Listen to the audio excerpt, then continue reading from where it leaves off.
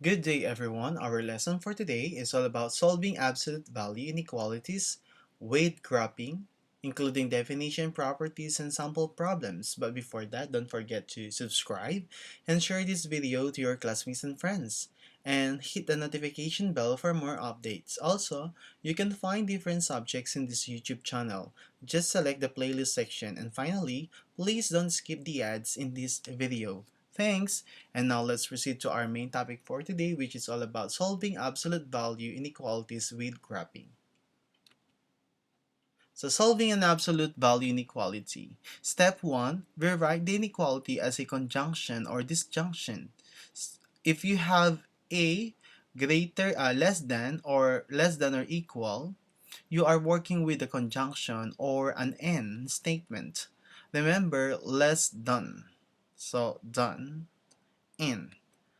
If you have a greater than or greater than equal, you are working with disjunction or an or statement. So, pag ganun siya, or yung ibig sabihin. Pag naman less than, and ang ibig sabihin.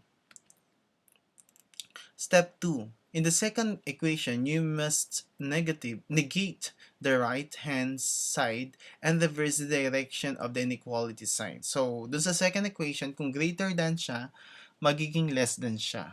Okay? So, mamaya makikita natin yung reverse. Solve as a compound inequality. Example, n inequality o yung less than or equal.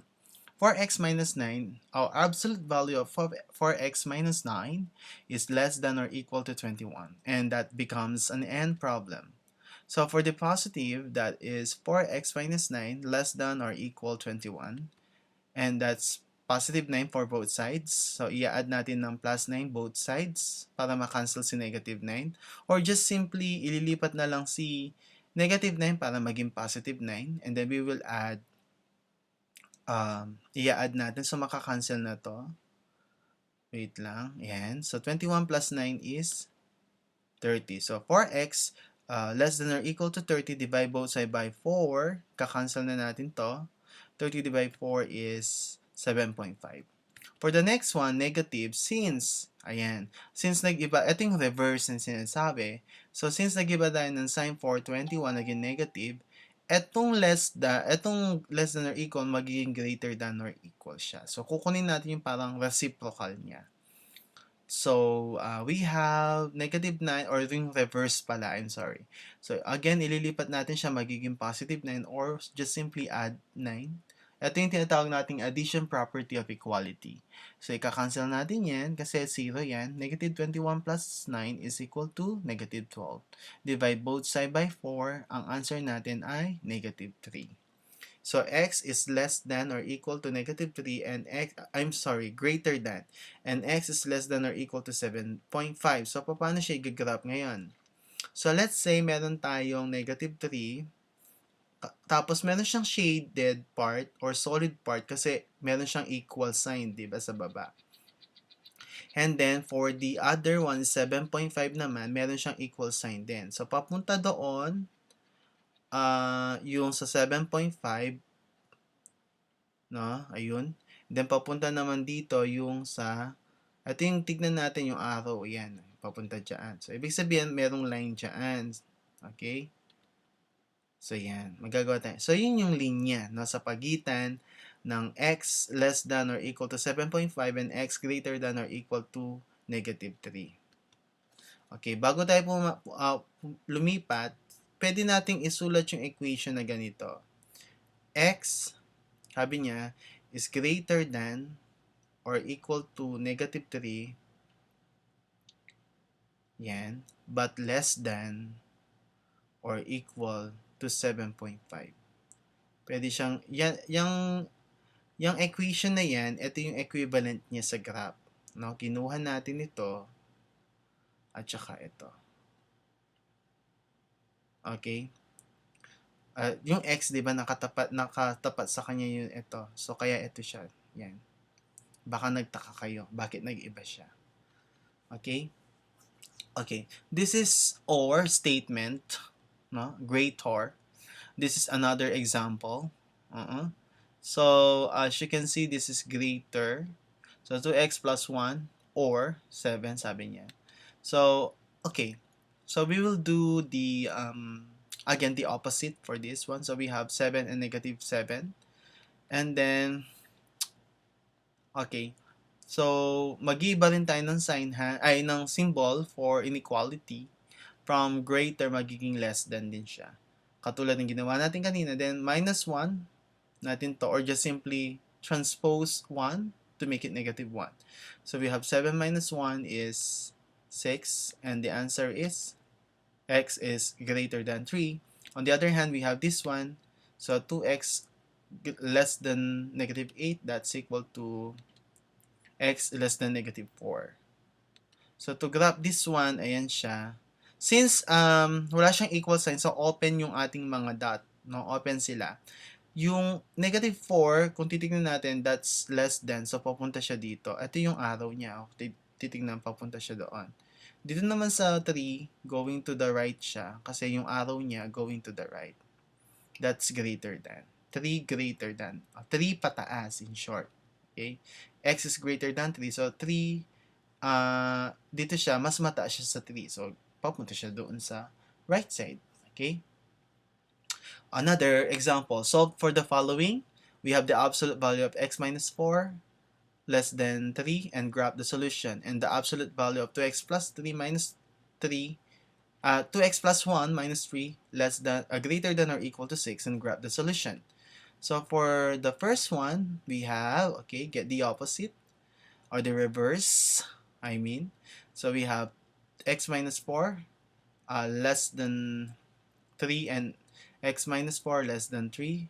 The opposite is this one, greater than. Positive 3 and negative 3, tama. Ilipat natin ito, magiging positive 4. So, magiging positive 4 ito. Then, 3 plus 4 is 7. Lilipat natin ulit, magiging positive 4. Negative 3 plus 4 is positive 1. Correct. So, iba na yung sign niya because that's the reverse of the inequality symbol. So, we have this one. Okay, x is greater than 1. That's it. X is greater than 1 but less than 7. So, pag ginano mo yan, asam na yan? Ito ba yan? Parang mali siya. Wala siyang wala siyang graph solution. So, kung i-graph natin yan, so let's see, ako yung mag-graph. Ayan. Okay. Sabi, x is less than, so dito, 7. Let's say 7 yan. Papunta siya dito, ne? And then, x is greater than 1. So, let's say this is 1. So, ganyan yung kanyang graph. So, ganyan lang, kadali. Bigyan natin ng kulay para mas ma-emphasize natin yung graph. So, this is an open dot, no? Kasi wala siyang equal sign sa baba. Ano yung equal sign eh? Ito yun, no? Yung meron siyang equal sign dito. Diba? So, pag meron ganun, dapat meron siyang shaded part. Okay, another. 2x plus 1, negative 3 less than or equal to, greater than or equal to 6. So, get natin yung kanyang, yung reciprocal, yung in reverse. So, paano naging 9? Ililipat ko si 3. Negative 3 magiging positive 3. 6 plus 3 is 9. So, parehong 9. Tapos, yung reverse is less than or equal. And then, magiging negative 9 yung ating 9. Positive 9, negative 9. Next, solve. This will become negative 1. So, 9 minus 1 is 8. And divide by 2. So, we have 8 divided 2, 4. This one, magiging negative 1. So, negative 1 plus negative 9 is negative 10. Divide both sides by 2. So, negative 10 divided 2 is negative 5. So, ito na yung ating equation. Or, since we have x greater than or equal to 4, ito siya. Itong 4, greater. Naka-shade siya kasi meron siyang equal sign sa baba. Ito naman, less than. So, ito siya, negative 5 pababa. Okay? Less than kasi, mas mababa equal siya sa negative 5 pero merong mas mababa sa kanya. Parang ganun yung interpretation niya. Okay? So, yun yung graph nung ating equation na 2x plus absolute value of 2x plus 1 minus 3 greater than or equal to 6. Now, let's try these two inequalities. We have 3x minus 2. The absolute value of 3x minus 2 plus 3 greater than or equal to 11, and the absolute value of x minus 5 less than 3. So, for this example, let's have, ilipat natin si 3, magiging negative 3. 11 minus 3 is 8. So, tignan natin. We have 8, tapos mag-iiba na tayo, magre-reverse tayo from greater than to equal, magiging less than to equal. And then we will change the sign of 8 into negative 8. Ililipat ko si negative 2, magiging positive 2. 8 plus 2 is 10. Tama? Divide both side by 3, magiging 10 over 3. So, x is greater than or equal to 10 over 3. Dito naman, ililipat ko si 2, magiging positive 2. Negative 8 plus 2 is negative 6. Okay? And then, divide by 3, magiging negative 2. So, ito yan. Since x is greater than or equal to 10 over 3, let's say this is 10 over 3. Ano ba yung mixed fraction ng 10 over 3? That is 3 and 1/3. So, 3 and 1/3. Example, this is 3 and 1/3.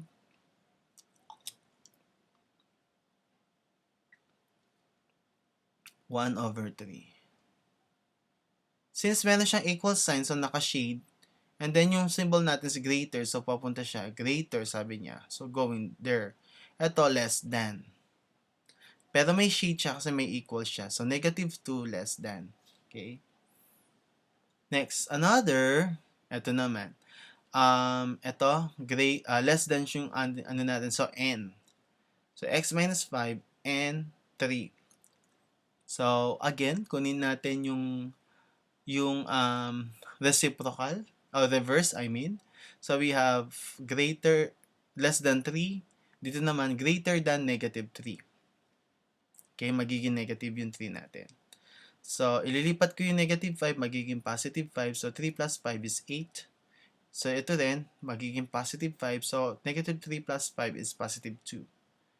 So, kung i-graph ko yan, kung i-interpret ko yan, that is x greater than 2, but less than 8. So, we have x greater than 2, 2 pataas, no? And then, less than 8. Ayan. Kaya papunta siya dito. Kumbaga, nasa pagitan siya ng 2 and 8. Okay? At you can, also, as you can see, open yung ating circle kasi wala silang equal sign sa baba. So, open yung circle natin. Okay? So that's all about solving absolute value inequalities with graphings. Hopefully may natutunan kayo sa lesson natin for today, and thank you very much for your listening.